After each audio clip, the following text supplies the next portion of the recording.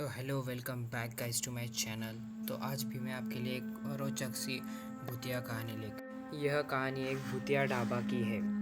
तो चलिए शुरू करते हैं। एक दिन बच्चे ने पिकनिक जाने की बात कही। यह सुनते ही अंकिता की रूह कांप गई, क्योंकि उसे एक पुराना किस्सा याद आ गया।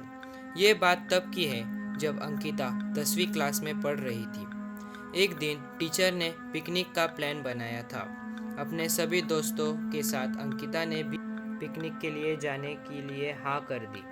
पिकनिक पर जाना था पावागढ़। पूरा स्कूल पिकनिक जा रहा था, इसलिए करीब 30 बस सभी बच्चों को ले जाने के लिए तैयार थी। अंकिता अपने दोस्तों के साथ सबसे पीछे वाली बस में बैठ गई। सभी हंसते मस्ती करते हुए बस से जा रहे थे। तभी कुछ दूर जंगल के पास पहुंचकर उसी से तेज आवाज आई। ये वक्त रात के करीब 1:30 का था। ड्राइवर गाड़ी से बाहर निकला तो उसे पता चला कि टायर फट गया है। ड्राइवर ने सबसे कहा कि बस का टायर बदलने में करीब 2 घंटे लगेंगे।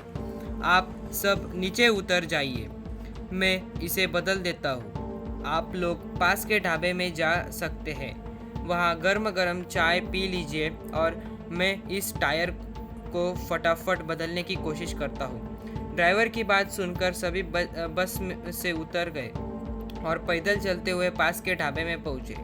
वहाँ एक बूढ़ा व्यक्ति चाय बना रहा था। इतनी रात को ढाबा खुला हुआ और किसी इंसान को चाय बनाते देख सबको हैरानी हुई। उस बूढ़े इंसान ने कहा, आप सब चाय पी लीजिए। यहाँ अक्सर लोगों की गाड़ी खराब हो जाती है, इसलिए मैं भी अपना ढाबा हरदम खुला रखता हूँ। आप जैसे राहगीरों को कुछ मदद हो जाती है। उनकी बात सुनकर सबने चाय का ऑर्डर दिया। उन्होंने कुछ ही देर में सबके लिए चाय बनाकर मेज पर रख दी। चाय पीते हुए अंकिता की आंखें एकदम ढाबे की छत की तरफ गई। वहां अंकिता ने एक औरत को सफ़ेद रंग की साड़ी में खुले बाल लहराते हुए देखा। कुछ देर बाद वो जोर जोर से हंसने लगी। भले ही हंसने की आवाज़ किसी को सुनाई नहीं दे रही थी, लेकिन अंकिता ने उसे मुंह खोलकर हंसते हुए देखा था। ये सब देखकर अंकिता ने डर के मारे आंखें नीचे झुका ली।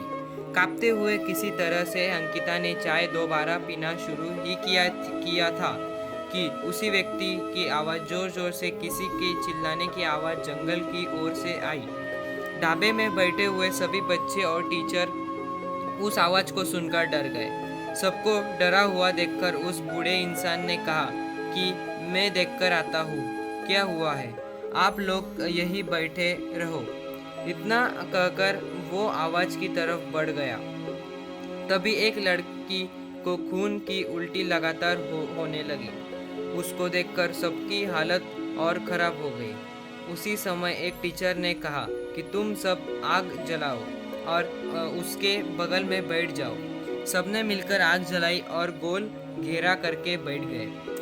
टीचर ने सख्त लहजे में सबसे कह दिया कि अकेले कोई कहीं नहीं जाएगा। वैसे भी सब इतना डरे हुए थे कि अकेले कहीं जाने की हिम्मत हो नहीं रही थी। आग के पास बैठे बैठे 3 बज गए। तब कहीं जाकर वो बूढ़ा इंसान जंगल से लौटकर आया। उसने सबकी तरफ देखा और कहा कि उस चीख को सब भूल जाना, नहीं तो जीना मुश्किल हो जाएगा। इतना कहकर वो ढाबे के अंदर चला गया। तभी ड्राइवर भी टायर बदलकर बस लेकर ढाबे के पास पहुंचा। सभी लोग भगवान का नाम लेते हुए उस बस में बैठ गए। टीचर ने बस में बैठते ही सबको कहा कि कोई एक दूसरे से बात नहीं करेगा, सीधे सब सो जाओ। टीचर की बात मानकर सब चुपचाप बस में ही सो गए। उसके बाद पिकनिक स्पॉट पर पहुंचे और करीब 1 हफ्ते बाद घूमकर आ गए। पिकनिक में किसी ने दूसरे बस के बच्चों से उस रात के बारे में कुछ नहीं कहा, क्योंकि टीचर ने मना किया था।